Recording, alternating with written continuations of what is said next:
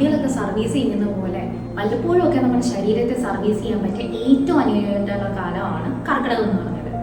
ഈ കർക്കിടകത്തിന്റെ പ്രസക്തി എന്തുകൊണ്ടെന്നാൽ നമ്മുടെ ഗ്രീഷ്മ ഋതു അവസാനിച്ച് വർഷ ഋതുവിന്റെ ആരംഭമാണ്.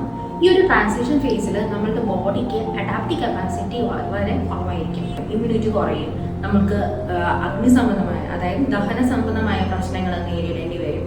പലരിലും സന്ധിവേദന, നീർക്കെട്ട് തുടങ്ങിയിട്ടുള്ള ബുദ്ധിമുട്ടുകൾ കാണാറുണ്ട്. ആരോഗ്യം നിലനിർത്താൻ വേണ്ടിയിട്ട് ആയുർവേദത്തിൽ ഒരുപാട് കാര്യങ്ങൾ പറയുന്നുണ്ട്. അപ്പൊ അതിന്റെ ഭാഗമായിട്ട് ഋതുചര്യ എന്ന് പറയുന്ന ഒരു ഭാഗം ഉണ്ട്. അതിന്റെ ഒരു കേരളീയ വെർഷനാണ് ഈ കർക്കിടക ചികിത്സ എന്ന് പറഞ്ഞിട്ടുണ്ടെങ്കിൽ. അപ്പൊ ഈ സമയത്ത് ചെയ്യുന്ന ചികിത്സകൾ നമ്മുടെ ശരീരത്തെ നമ്മളുടെ പ്രകൃതിയുമായിട്ടുള്ള സന്തുലിത അവസ്ഥയിലോട്ട് തിരിച്ചെത്തിക്കാനായിട്ട് സഹായിക്കുന്നുണ്ട്. തണുപ്പടിക്കുമ്പോൾ തന്നെ വേദന കൂടി എന്നൊക്കെ പറഞ്ഞ ആൾക്കാർ വരാറുണ്ട് നമ്മളുടെ അടുത്ത്. ശരിക്കും തണുപ്പടിക്കുമ്പോൾ വേദന കൂടുന്നതല്ല, അന്തരീക്ഷത്തിൽ തണുപ്പാകുമ്പോൾ നമ്മുടെ ശരീരത്തിൽ താപം പുറത്തേക്ക് നഷ്ടപ്പെടുകയാണ് അവിടെ ഉണ്ടാകുന്നത്.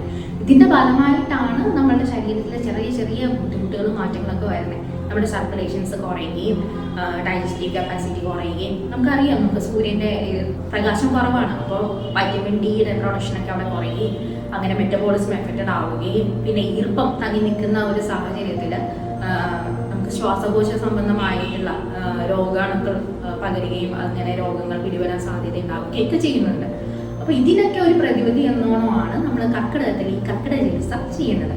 അഭ്യംഗം, ശിരോധാര, നേത്രധാര, കിഴികള്, ഞവരക്കിഴി തുടങ്ങിയിട്ടുള്ള ഒരുപാട് ചികിത്സകളുണ്ട്. കർക്കിടക ചികിത്സയിൽ എല്ലാവർക്കും ഒരേ ചികിത്സയല്ല ചെയ്യുന്നത്.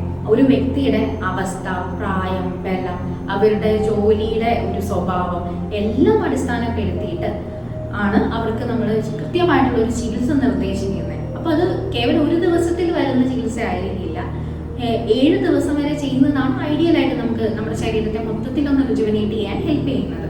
അപ്പോൾ അത്തരത്തിലുള്ള ഒരുപാട് ചികിത്സാ രീതികൾ നമുക്കിവിടെ അവൈലബിൾ ആണ്.